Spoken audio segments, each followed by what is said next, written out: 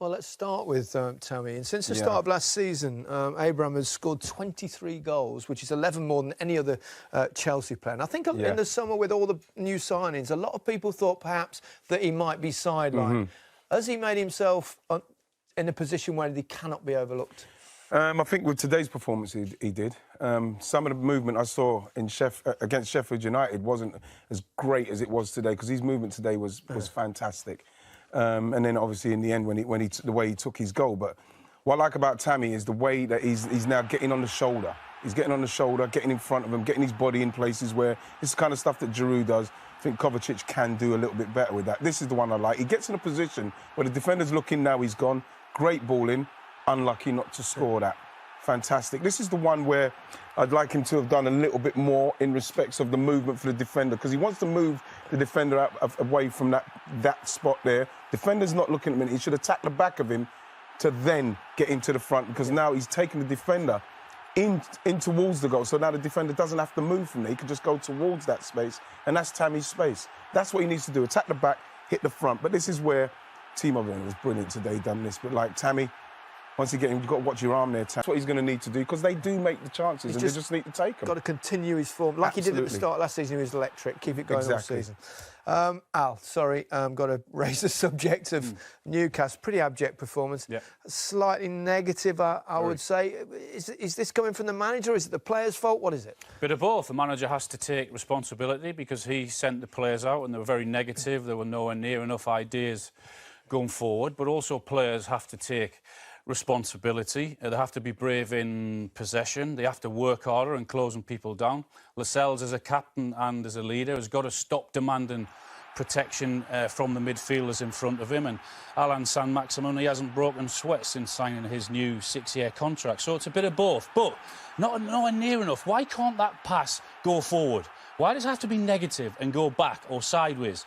Stop going forward, and then you're inviting pressure onto yourselves. Yes, they're all defending, but same thing again, backwards, looking backwards again. Nowhere near enough options going forward, or prepared to pass forward and commit bodies forward. Free kick here in a decent position, just look what happens. All right, they don't get anywhere, but it's negative. The first thought is going backwards. You're never going to score enough goals by playing this way. And all of a sudden, from a free kick, that ends up back at the goalkeeper and a big punt forward. Ball down the line, all right, they're running forward, but what happens if he gets that? There's no one within 30 or 40 yards of him. It's a hopeful ball down the line, and he's not getting anywhere near that. Second half, it was a little bit better. They created 1 or 2 chances, but the same thing again. This pass has to go forward. The run's there. They've got men forward on this occasion, but chooses not to for whatever reason, and that's easy. And too many times this season, that's Newcastle. Too negative and not going to score goals. And that's the average positions of the forwards. Look at that. Hardly any at times in the box. One question before we move on to both of you. Chelsea got to be title contenders, haven't they? Yes. I'd say. If they can be a lot more ruthless with their finishing, absolutely, yeah. I think you've scored. So decent service you're getting as well, I should think, from these players. Yeah, you know, we knew we were quick on counter-attack, so I had to get myself forward, and, you know, I was tired, but I had to stay in control and, you know, pass it through the keeper, and that's what I've done, and, you know, killed the game off, thankfully.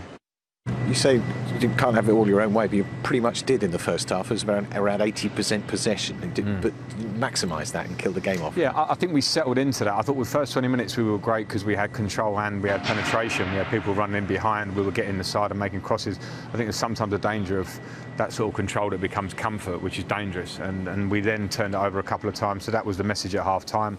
They came out, to be fair, more positive in the second half. And I always felt that the real danger moments for us could be on transition and counter-attack, because Timo showed that 2 or 3 times in the first half, and then obviously he shows that for Tammy's goal.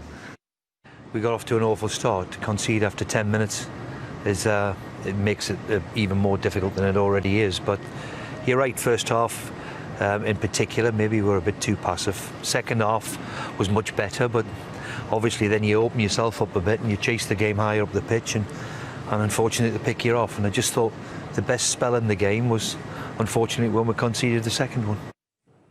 Win for Chelsea sets up the most monumental London derby next week. Chelsea-Tottenham game is going to be huge. And Chelsea, your old club, won that, frankly, at a counter, didn't they? Could have been a lot more than 2. I know Newcastle had a couple of chances at the end, but Chelsea won that very comfortably. Yeah, very. When I watched the game, I was quite surprised. Newcastle being at home, you expect them to be, even though they're dropping deep, you expect them to be a little bit more aggressive and get tighter to people. But it wasn't to be, and Chelsea were just getting chances after chances, especially early on in the game. Sort your feet out. That's what you'd be saying to your defenders, wouldn't you? Fernandez, his body shape's all wrong when this comes in, isn't it? Yeah, his body shape's wrong. He can't sort his feet out. He tries to clear it with the wrong foot as well. In some regards, it'd be best leaving it, because the way he tries to clear it, he goes completely with the wrong foot. And, I mean, it is such poor defending. I mean, at first I thought, oh, was it a foul? But when you watch it from this angle, look, he tries to clear it with, look, his right foot across his body. It's poor, really poor defending. Funny, it's quite funny, it's quite comical. He almost looks like he's going to kick it with his left and then changes his mind as the ball bounces. Yeah.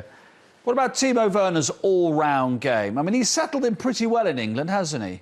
Today was a bit more erratic, wasn't it? I don't know, I feel like he suits the English game so well, though, because he plays on the break and it suits a lot of English clubs play that way, especially quick counter-attacks. And as you see for the goal, what she sets up for Tammy, his break was unbelievable. Me, personally, I would have fouled him or tried to. But here, he should have laid this one on a plate as well, should he? So 2 or 3 times, you think he's going to score or he's going to assist? That kind of, when he's done that, that's kind of made my decision to feel more that he's more of a winger than an attacker.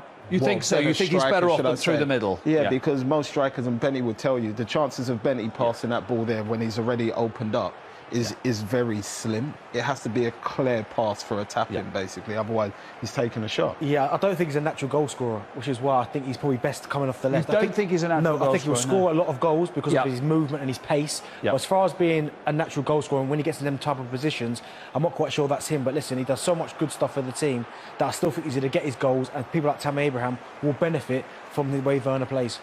Here we go then. We've got one former Tottenham and one former Chelsea. Has the greater title chance this season of these 2 big London clubs? For me, it's not biased. Let's have a think about that one. Yeah. It's not biased, but I think I have to say Chelsea. I think that, especially in attack, well, even in defence now, because I think they've got 5 fit centre-backs at the minute. And in attack, they've got like 6 or 7 attackers, which, if they get 3 injuries, they can replace, and it doesn't really change much in attack for them. They're still going to be as frightening and deadly as they are now. Listen, I'm leaning towards Chelsea still, because I think, as Sean was saying, I think firepower, I think they've got a lot of it.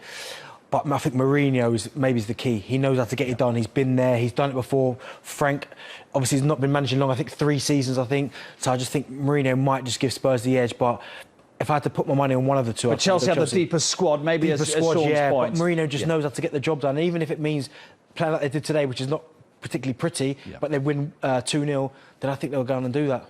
Going to be a massive game next weekend. That is sure. Can't wait already.